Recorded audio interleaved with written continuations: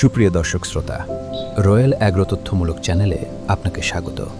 আজকের ভিডিওতে আমরা ছাদ কৃষি সম্পর্কে আলোচনা করব। আশা করি সম্পূর্ণ ভিডিও জুড়ে পাশে থাকবেন।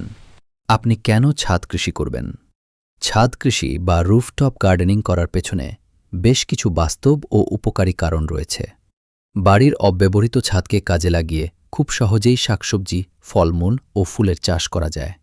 এতে পরিবার, পরিবেশ এবং অর্থ সব দিকেই উপকার পাওয়া যায়। প্রথমত, নিরাপদ ও তাজা খাবার পাওয়া যায়।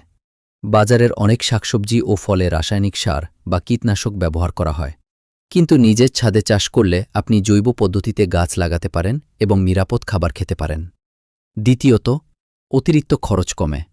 ঘরের জন্য প্রয়োজনীয় কিছু শাকসবজি যদি নিজের ছাদে উৎপাদন করা যায়, তাহলে বাজার থেকে কম কিনতে হবে। এতে ধীরে ধীরে পরিবারের খাদ্য খরচ কিছুটা কমে। তৃতীয়ত, পরিবেশ ভালো থাকে। গাছপালা বাতাসকে বিশুদ্ধ করে এবং আশপাশের তাপমাত্রা কিছুটা কমাতে সাহায্য করে। ছাদে বেশি গাছ থাকলে বাড়ি তুলনামূলক ঠান্ডা থাকে।